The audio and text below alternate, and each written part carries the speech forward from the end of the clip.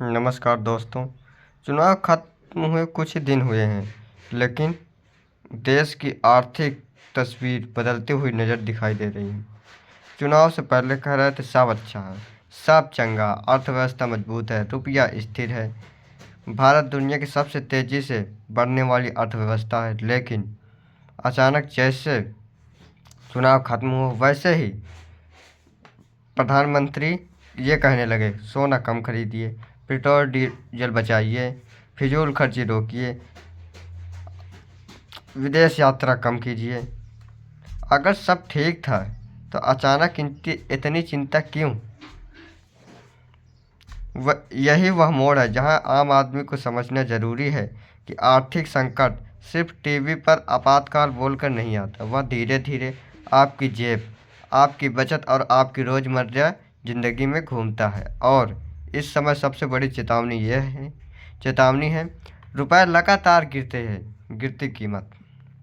कल्पना कीजिए, एक समय था जब $1 के मुकाबले 60-70 के बीच था, फिर 80 आया, 85 आया, 90 पार हुआ।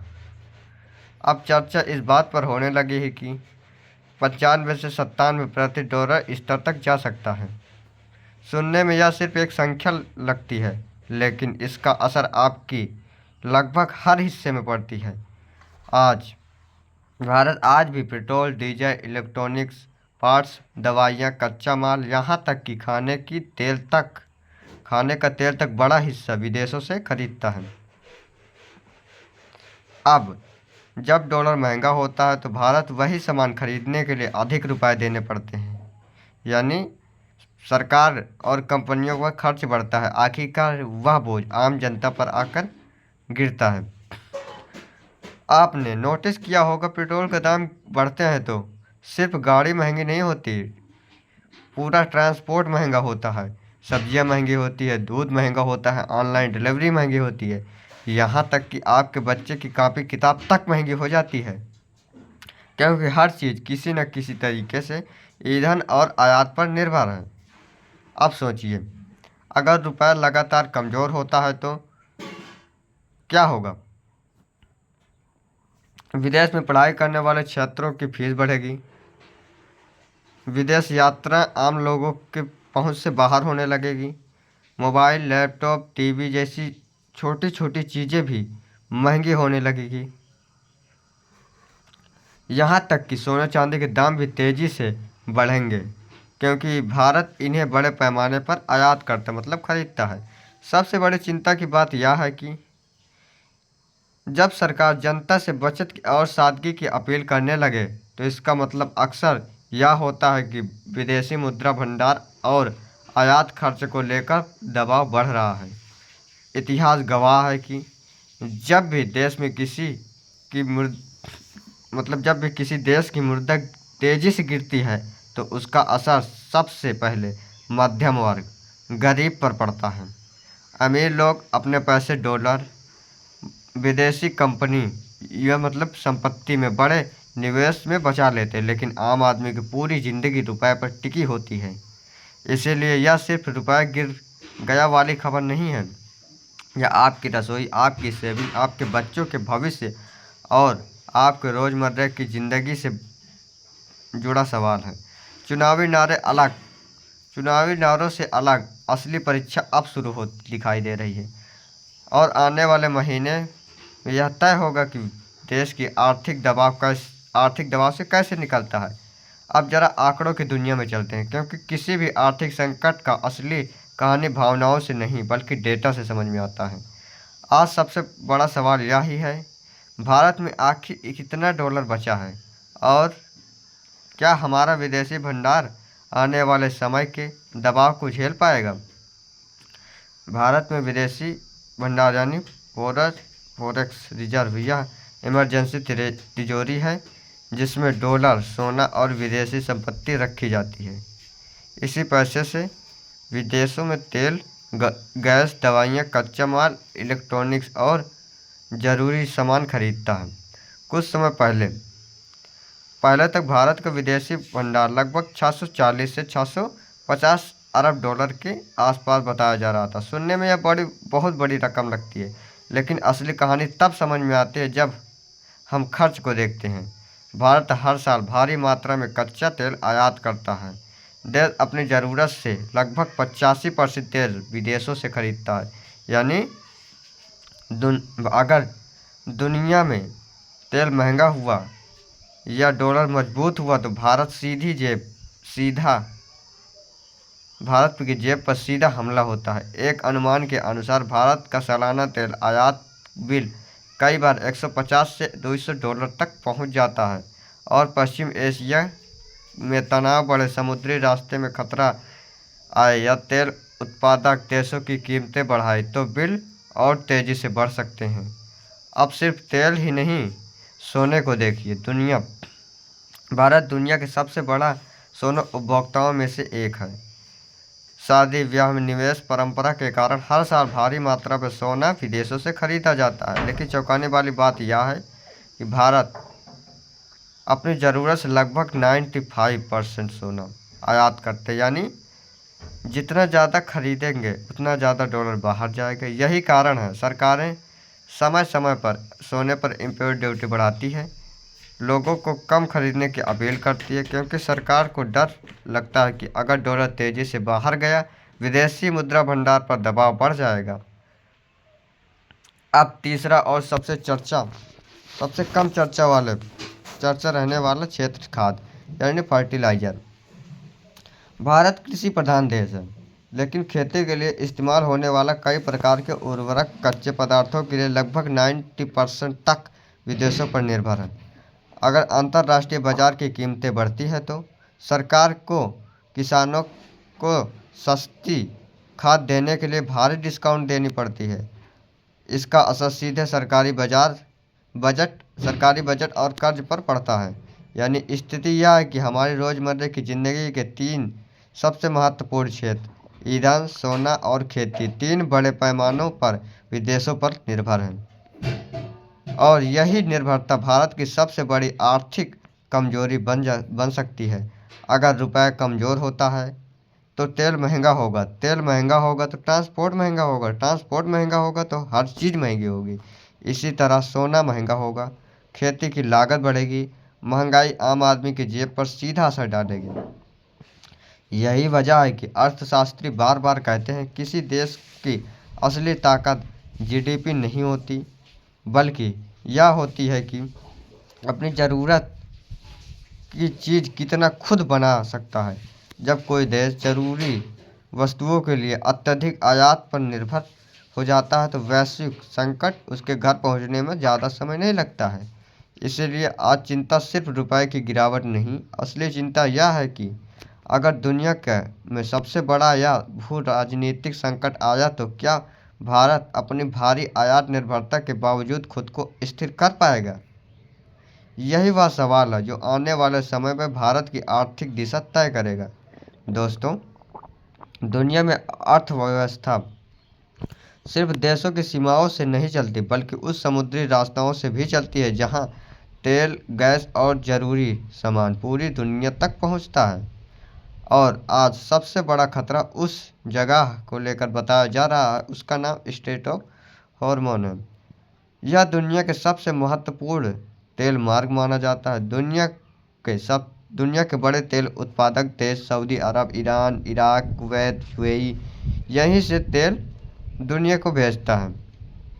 भारत के लिए सस्ता रास्ता जीवन रेखा जैसा है, क्योंकि भारत अपनी ज़रूरत से लगभग 85% तेल विदेशों से खरीदता है और उसका बड़ा हिस्सा इसी मार्ग से आता है।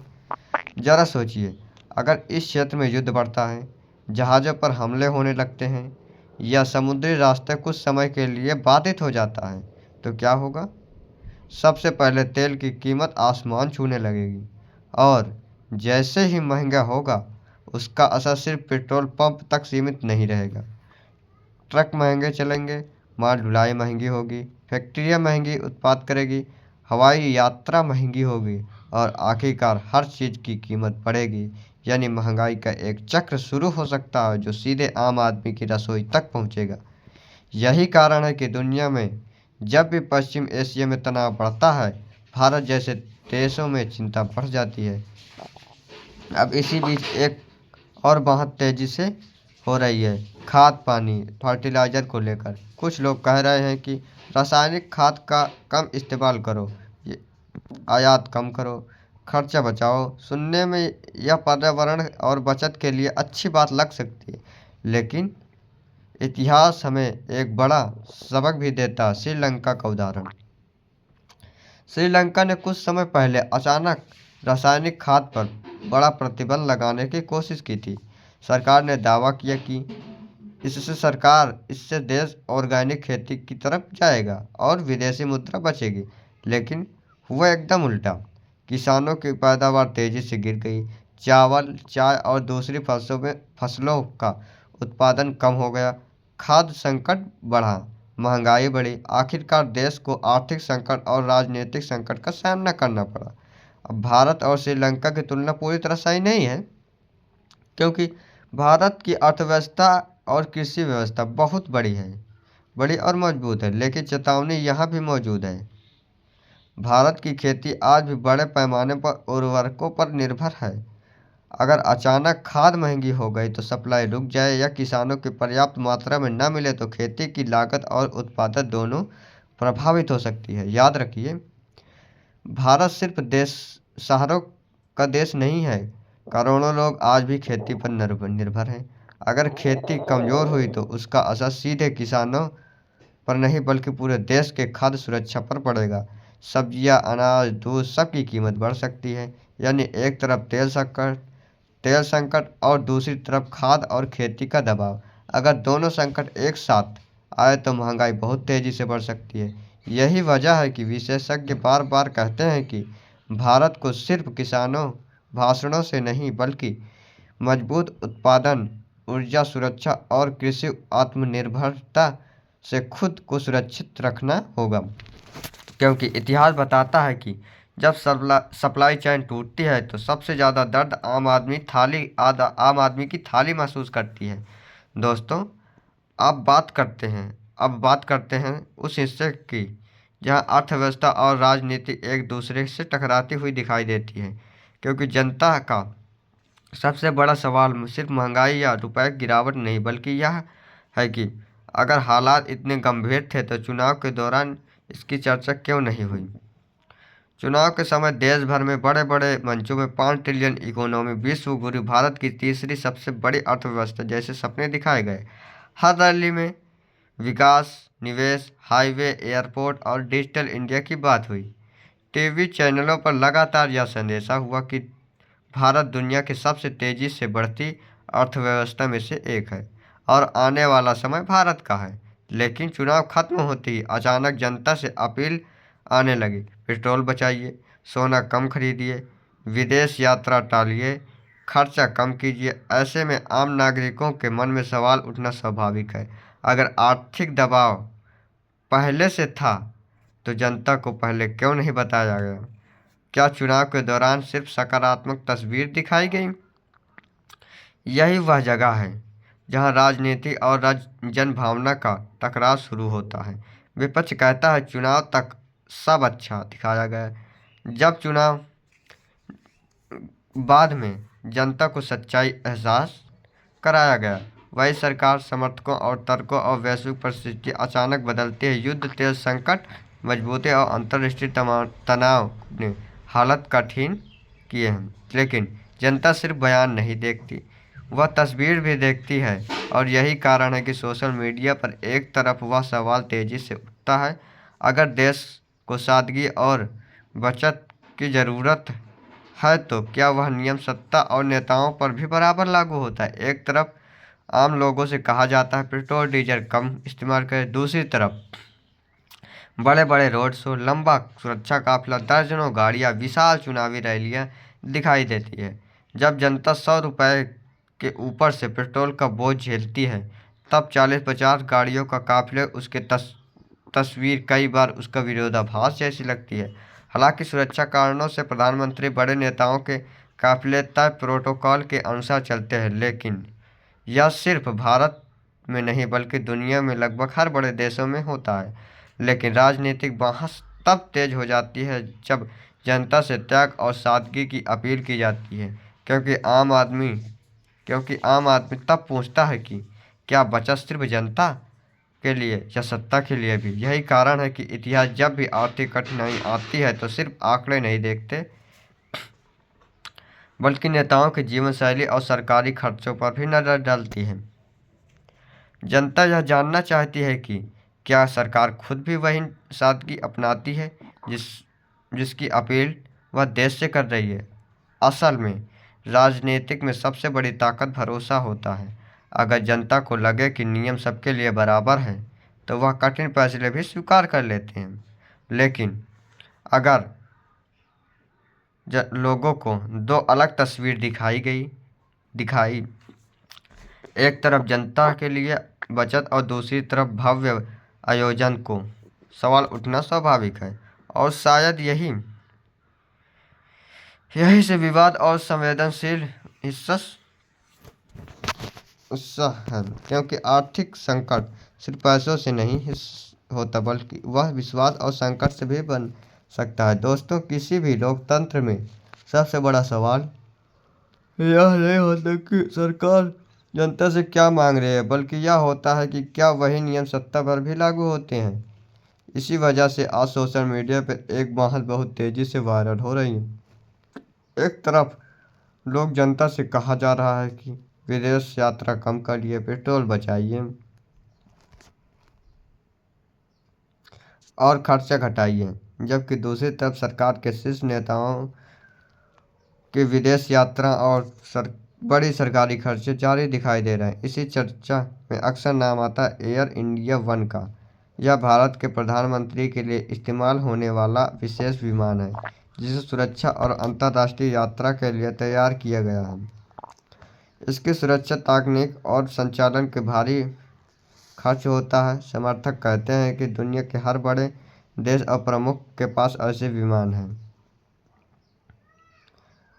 क्योंकि वह राष्ट्रीय सुरक्षा और हिस्सा होता है। लेकिन आलोचक उठाते हैं कि आम आदमी जनता को सादगी अपनाने और विदेश खर्चा कम करने की सलाह दी जा रही है।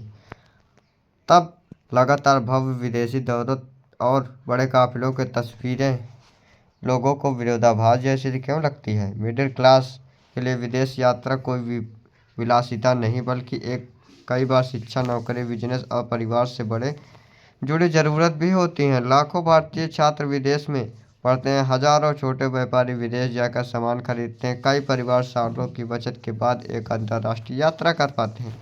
ऐसे में जब जनता को विदेश यात्रा कम करो जैसा संदेशा मिलता है तो कई लोग इसे सीधा अपने सपनों और मेहनत को रोक की तरफ महसूस करते हैं। यहीं से शुरू होते हैं गहरी बहस शुरू होती है। क्या हर आर्थिक कठिनाई का बोझ आखिरकार जनता पर ही डाल दिया जाता है। लो उदाहरण, 2016 में इंडिया पैंडेमिक, उस समय कहा गया था कि देश हित में कुछ दिनों परेशानी सा लीजिए, काला धन खत्म होगा, नकली नोट बंद हो जाएगा, आतंकवाद कमजोर होगा। करोड़ों लोग घंटों लाइन पर लगे रहे, छोटे व्यापार प्रभावित हुए, लेकिन बाद में अर्थशास्त्रियों ने सवाल उठाया कि क्या उसका परिणाम उतना बड़ा निकला जितना बड़ा वादा किया गया था। इसी तरह कोरोना के टाइम भी जनता से लगातार त्याग और अनुशासन की अपील की गई। लोगों को नौकरी खोई, छोटे कारोबार बंद हुए, मजदूरों ने लंबी यात्राएं की। उस समय भी देश हित सबसे बड़ा शब्द था। अब आलोचक कहते हैं कि हर संकट में सरकारी अक्सर भावनाओं में अपील करती है।